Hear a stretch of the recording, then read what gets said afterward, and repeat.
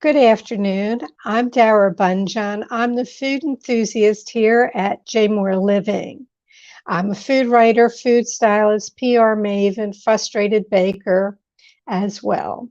Those of you joining us live, please drop any questions you might have in the comment box, and you'll see me turn side to side occasionally to look for any types of questions you might have. I want to welcome our sponsor, the Pearlstone Center. Pearlstone offers environmentally friendly, full service hospitality. Their beautiful facilities and natural surroundings create the optimal setting for memorable events and group gatherings. Today's guest is Lauren Thomas, who makes all types of gatherings extra special. And her new lifestyle cookbook, The Modern Hippie Table, will do the same. Welcome, Laura, and what's on your plate today? Hi, thanks for having me. What's on my plate? Yes. A lot. It's 5 days until my book publication or birthday, and so I've got a lot going on. Lots of good things. Well, you worked hard for it, definitely. It's not an easy chore to put a book together like this. Oh my gosh, it's not. It's not, but it's been such a cool journey. I've had so much fun doing it. It's my first book, my debut. So far, I have really enjoyed the process. It's a lot, but I love interviews like this, especially when I don't have to demo something and I can just talk about the process and the journey, which is really what I'm most passionate about. Well, since I was an original hippie, you're too young to be an original hippie. Um, I'm sure some of the viewers would like to know what the term modern hippie means to you and how that Yes, evolved. yes, of course. Everybody asks this question, and it was by design. Obviously, I'm 43 years old. My parents were hippies, but the term modern hippie is more of a um, term for laid back elegance. It's like bringing back times where people didn't have to shuttle their kids around for Right. sports, and where people really took pride in you know making their tables look nice and putting food on the table where everybody sat together and showed up for each other. And so, in these modern times when life can be busy, I think we all got a little taste of what that time must have been like during the pandemic, where people had to, the one beautiful thing is that people were kind of locked down together and they sat together. And my family was no different. And so the term modern hippie is really a tribute to those times when people could slow down. And so this book really is a lot about tips on how to do that in such a busy day and age. Well, I know that, friends of mine and their grandchildren, they're always running to soccer practice and this and that, and there's no time to sit down. Yes, I grew up in a family table. No other, there weren't cell phones, no TV, no newspapers. That's when Mm. we sat as a family unit and talked. And part of that is how I became passionate about food. Those great memories of sitting and talking around the table were important. Mm. And, and that's what you're suggesting here, bringing it back and making it a simpler way to do it so everybody can enjoy it. Am I reading that correctly? You are. So not only are there great recipes in the book, but in the recipes, I do give some tips on how to, prepare foods so that it makes it a little bit easier. I use some store-bought ingredients or foods such as in my cinnamon twists, instead of making the dough, which a lot of people just don't have time for, but want to make a homemade cinnamon bun. I say, okay, let's go get a can of the crescent rolls and let's make our own cinnamon filling and icing. And then also I have menus scattered throughout the book for people who have don't really have time to go through a cookbook and say, what main dish am I making? What side am I making? And how am I going to set my table with this? So there's menus throughout the book that show you how to do things such as host a shower at your house, or even just a weeknight meal for your small family, or a neighborhood gathering. So I like to try to take the intimidation out of planning a meal or a gathering. And I think it's possible in this day and age. And I just really want to help reinvent that passion for busy moms and women. Well, we have some questions here. Let's see. What was the pandemics? Was the pandemic a help or a hindrance to your writing process? Good question. It was definitely a help as far as inspiring me to to make it happen, and also gave me the time, afforded me the time to slow down and do that. I've always loved to cook, but it really gave me a chance to maybe experiment a little further with my own sauces and reductions, and you know, actually making homemade icing and things like that. I did get a little lucky in the sense that, you know, some authors who had books that were actually uh, having their publication date during the pandemic and were scheduled to be on tour, that was a very unfortunate time for that to happen. Um, my heart went out to those people who had to do a lot of their tour live from their home, or from a Zoom, similar to what we're doing. So I would say that for me specifically, it was quite a blessing to have that time. Well, let's get on with some questions here. Let's see. Let's talk about Halloween. I know that you are the queen of charcuterie boards. That is, doing boards. Um, uh, and now there's butter boards and there's hummus boards. Oh my gosh, Halloween's yes. coming up. What would you suggest other than putting a pumpkin or gourds on a board? How would you do a Halloween board? I know you like themes. Yeah. Well, I just did a demo, a Halloween board demo, which is on my Instagram and website. And I love making, I think anything that you put intention into is going to be beautiful. But I, for example, had my 18-year-old daughter's friends over one night. So I wanted to do something that was sophisticated and not cutesy. So I have gathered, you know, for over some time, some little skulls or some little mini skeletons. And I just think in mind greens and purples when I'm choosing my vegetables and my meats. And for example, there's some beautiful plums that are in season right now. So I love using whole fruits, as well as cut up versions of fruits, and also cutting things like kiwis and plums in half that have beautiful centers. So not everything on the board has to be edible, which is another trick that I love to making visually pleasing boards. So, I have fun and I let my imagination go. But I would say one of the biggest tips would be to start with a theme in your mind, such as colors, or start with a skull or a pumpkin or something on the board and sort of go from there. Well, I saw also, and I think it's fun for, we're into football season, college, and also National Football League, that you do burger boards. So why don't you explain a little bit of that?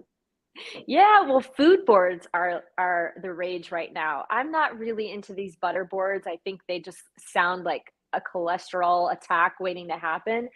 But I love decorating with food. I went to high school as a painter. I was in an art program, and I Okay. love pop art. And so designing with food, this is so fun for me. And you can make anything a board. Last night I went to a girls' night and I brought a board with mini grilled cheese and mini Manhattan shots. And that's also on my Instagram. I just posted. And it was just, boards are fun because you can transport them and to any room in your house or to someone's house just easily in the back of a car. and they're just fun to look at. So the burger board, for example, I took, some wax paper and wrapped the burgers. And when the burgers come off the grill, I wrap them in that. I've got everything on my board, from condiments in little mason jars to lettuce to, tomatoes and onions, whatever people like on their burgers. And, again, I'll use a whole tomato that looks beautiful and I'll put it on the board. And then when you bring it in, you just look like this hero who knows, a hostess with the mostest. Well, you're a very, obviously you took art, you're a very visual person. What do you think makes someone a great host or hostess? Mm. I think just being aware that your presence is the biggest gift to your company. So planning ahead, even if it's just a little bit ahead, is very respectful. No one likes someone who shows up late, and no one likes a host or hostess who is scrambling in the kitchen, cleaning up. There's stuff everywhere. When I walk into an atmosphere, a room, or somewhere where there's food and entertainment, if I hear some music and maybe there's a cocktail that's made or a glass of wine that's offered, and I can smell the food, and maybe there's something in the oven and the host is just kind of expecting me, and the meal was thought out a little bit, the table looks nice. I feel like that's what makes a hostess one with the mostest. Well, yeah, I do. I have this one meal. I buy prime rib when it's on sale, and I just rotate the guests. And I do like setting a table with the fine china. I go to Trader Joe's, and they usually have little flowers in teeny little pots, and I put them in Yes. the center. So the women at the table get to take them home with them. Yes. But I have a cocktail table, and I don't particularly have a charcuterie board, but I do have things out on different plates and things of that nature because it makes it easier. But there's always pate and cornichon and baguette. There's hummus, there's vegetables, there's olives. And I usually do a sparkling wine. I sit down with them for a couple seconds, and I make sure none of the guests know each other. And I start conversation going. So they are completely learning about each other. I'm able to pop in the kitchen and do what I need to do. That's Right. how I handle the entertaining. I'm That's a not sure. great that's a great technique. I do the same thing with my husband.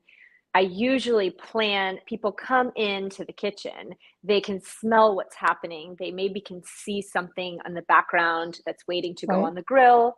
And we start with appetizers there, talk for a little bit, make drinks. And then once the drinks are made, my husband goes, or we go into the other room that's a little bit more of a formal seating area where they can't see in the kitchen.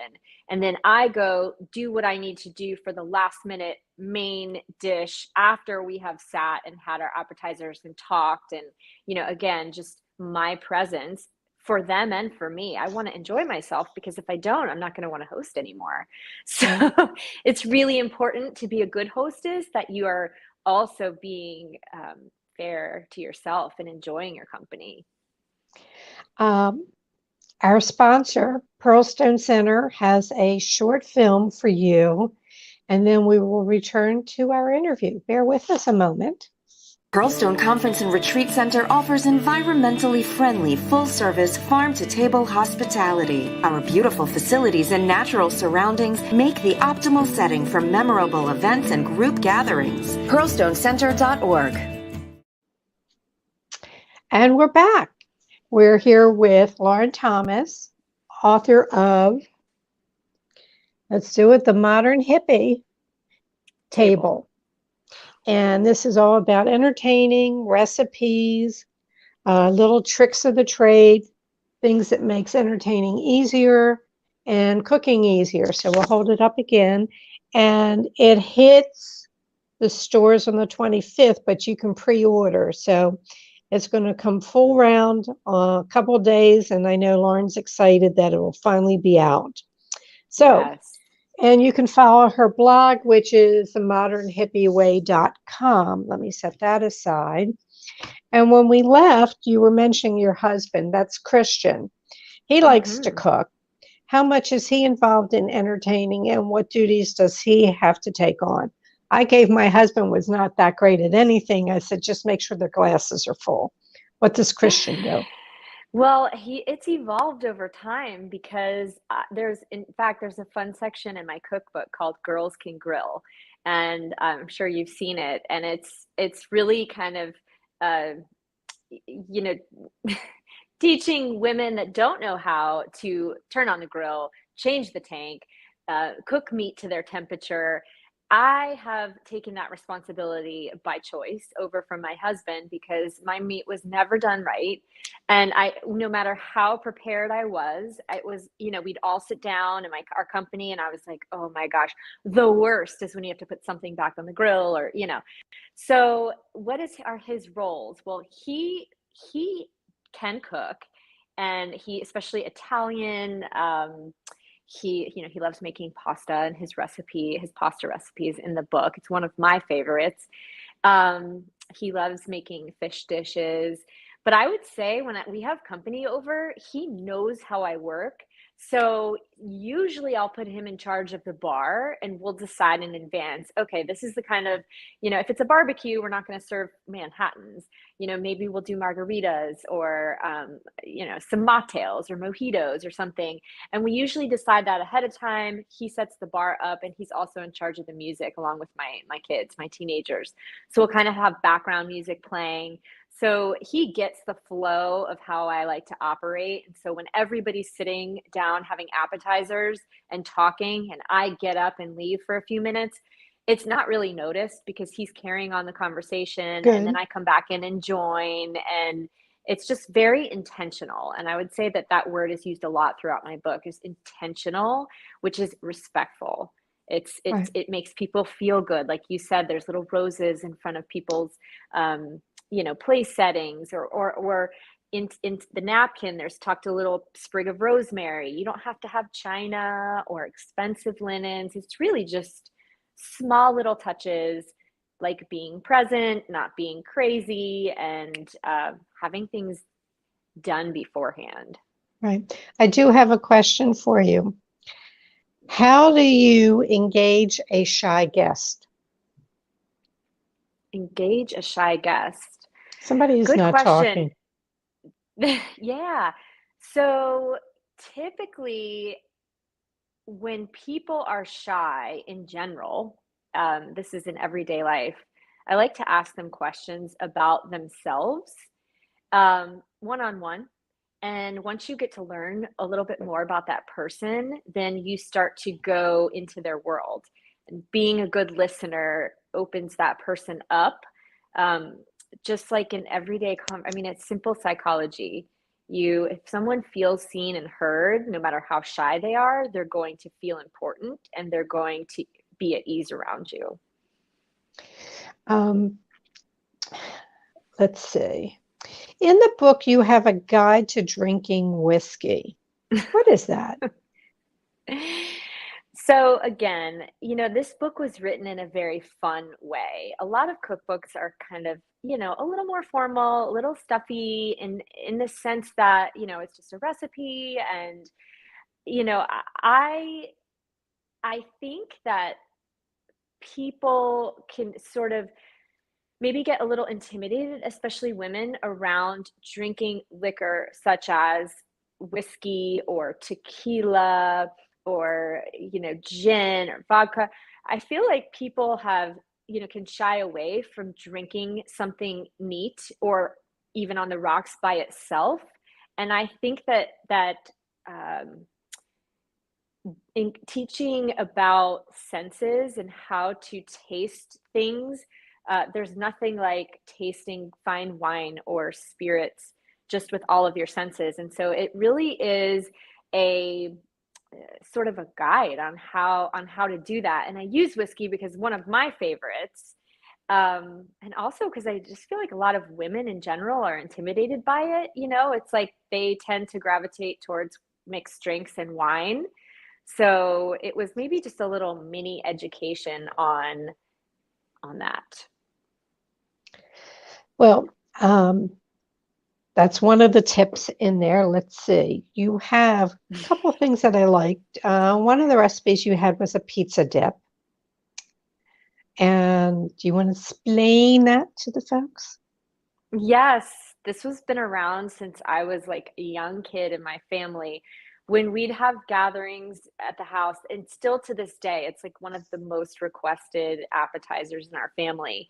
It's it's like a like in a pie dish or a just like a shallow dish with edges.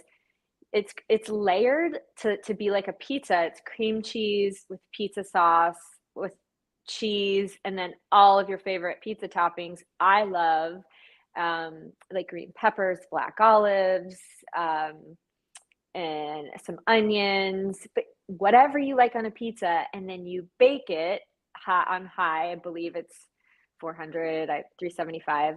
I forget right now. And it comes out of the oven. The whole house smells like fresh pizza. And then I take corn chips and serve them with that. And it is like, this is one of my more indulgent recipes in the book, but it really is a fun game night, cards night, football season kind of a appetizer, and can be thrown together really quick. And also you can transport this one. I'll take it, I'll bake it, and then I'll put it on like a hot plate in my car, and then just stick it under the broiler when I get to a company's house. So it's just an interesting, different kind of a dip. Instead of a spinach dip or chips and guacamole, it's just Or the fun. 7-layer dip. Yeah. Yeah. Yeah. Now, I like potluck dinners or covered dish dinners, whatever you want to call them. I always love to see what other people make and discover new flavors. Many, many years ago, I was at one and there was this chicken dish. And then I said to the girl, "What is it?" She says, "It's Millionaire's chicken." When I say how many years ago, really, it was Szechuan peppercorns. It was unique. I went to her house to get the recipe. I had to have it. And it turns out it was in Barbara Tropp's China Moon. It really goes back a number of years. Is there a favorite dish that you have discovered at a potluck, or is there one that you like to take? What are your feelings about potlucks? Potluck is such an old-fashioned term. I love it. Covered dish, what do you call it? Yeah, well, I think, what do we call it these days? It's a I'm drawing a blank. It's bring your gosh, it's really, it reminds me of the word Tupperware. In that it's just such a traditional word, but nowadays we say, how about we get together and everybody bring their favorite dish? That's just the term that we say now. Is that what you're referring to? Everybody bring Yeah, their I favorite mean, dish, or is this more of like, I was going to talk about covered dish, and I went, maybe you don't understand that. I went back to potluck. Um, but it's just everybody brings something, and it makes it yeah, more everybody brings festive. something. Yeah. Yeah. I always try to be a student when I'm someone else's house or gathering. So I take notes on more than just the food, I would say.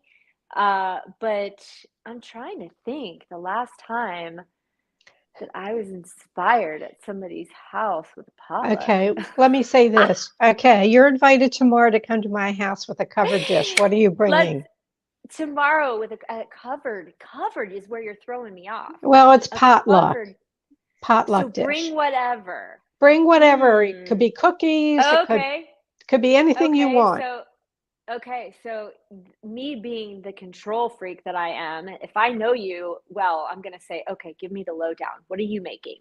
And what has everyone else got so far? And how many people are coming?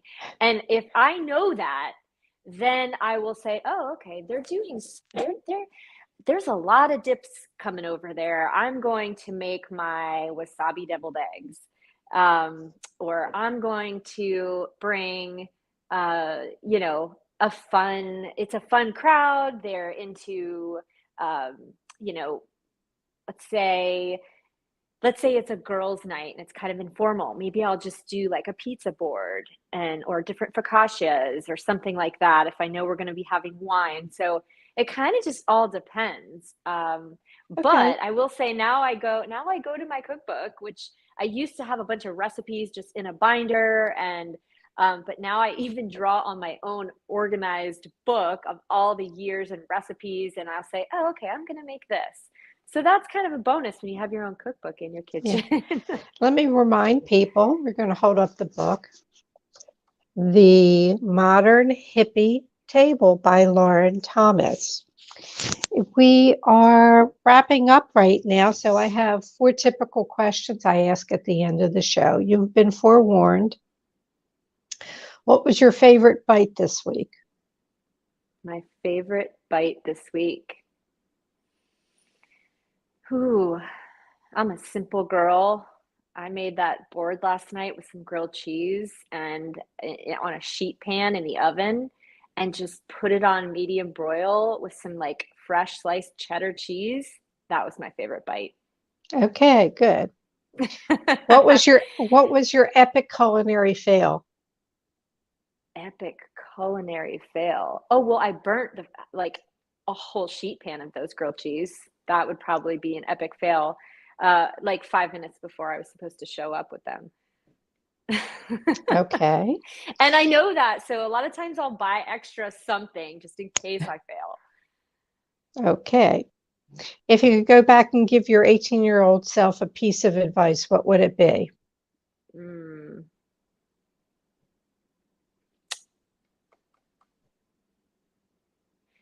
That your light is never too bright for anyone else, and that you should always stand tall and keep smiling and just keep um, expanding and not shrinking, like a lot of teenagers tend to do. They tend to turn inward and feel and shrink. I would just say be as bright as you can. Wonderful, wonderful. If you woke up tomorrow with a new talent, what would the new talent be?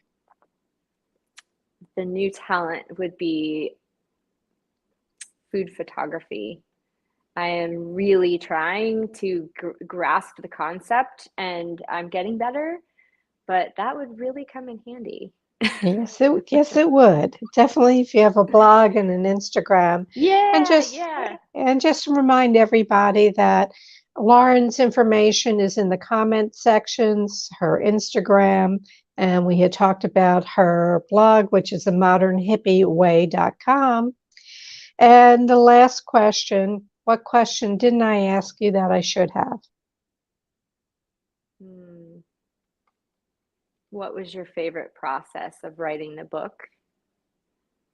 Hey, Lauren, what was your favorite process of writing the book? I knew you were going to ask that. I think what's been my favorite, or what was my favorite, was really doing something so hard that normally my old self would have stopped at many points of the way. And that was the best part of the process, because now I am so proud of what I've created and of myself, and that's really like the best feeling in the world. Well, I think sometimes we're more afraid of success than we are of failure. I always And say that because it means, as women, it means maybe we have to sacrifice our roles as mothers or as family members or friends or wives, and we're not used to being in the spotlight or behind the driver's, behind the wheel. So it's intimidating, and I say that all the time. I am way more afraid of my success than my failure. well, I hope you're not too scared now. 5 more days, boom, boom, boom. uh, I'm just trying to be, I am scared, and I'm just trying to sit in that feeling and just still say, gosh, I will never get over this feeling of just being a little scared every day. It's just, it's a growth mindset. But the hump is over. The book is done. The book is published. Now, now, Yeah, it now it's the is. icing. Yeah, it is the icing for sure. But being a cookbook author is a little different than any like, a fiction author, let's say, because everyone wants demos and everyone wants to, you know, to see physically you make something, which is great, but it is a lot when I'm traveling on the road and having to, be in kitchens and libraries and doing demos, and it's tricky. It's Well, I know tricky. because I can agree with you. Your agent, Carrie, and I met, and I would go out and food style for her when they really supported the publishers, the cookbook authors. So when they came to town, I was the one doing all the prep. They just came in and Mm. looked pretty. Not Yeah. anymore. Yes, that's so true. Now, Right. I'm my own sound, I'm here, people don't see, but I've got, usually I have a microphone on. I've got my ring light that's shining. I've got a technology that I have to make sure my Wi-Fi. And so a lot of the times I'm doing my own lives from my kitchen, and I've got to be my own technician and have all my food ready and make sure the camera's on me and be my own stylist for hair and makeup. So it is a lot, but it's exciting. It's exciting, and you worked hard for it. Lauren, it's been a pleasure. Much Thank you for having me. success. And, hopefully a year and a half from now, we're going to see your second book. Yay. Yay. It's definitely in the works. It's definitely being Good. talked about, but I will say a little tip is it's not what I thought it would be. So you have to Uh, stay tuned. well, that's a whole other show. Yes. Let me wish you all the best. And as I like to end my show, big was. Thank you so much. And I have a couple announcements I'm going to make.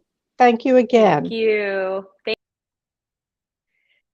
All right. Next week's guest will be Marissa Dobson, co-owner of the new Church Cocktail Bar and Chef's Residency. Seasonal guest chefs create menus, and the 2019 Esquire's Beverage Director of the Year stirs classics with new twist. Why the name Church and more? You'll need to tune in next week. Tuesday, October 25th, J. Moore Living presents the fourth annual celebration of Baltimore's healthcare innovators and at the Garage at Our House. The event is free, but you need to go to jmoreliving.com on their homepage and register for the fourth annual celebration of Baltimore's health. It is free. It's from 5 to 7:30 p.m. If you need to reach me, you can always reach me at my email, which is food@jmoreliving, or the Instagram @Dara Cooks. All shows are immediately archived in video form on JMore's Facebook page and jmoreliving.com.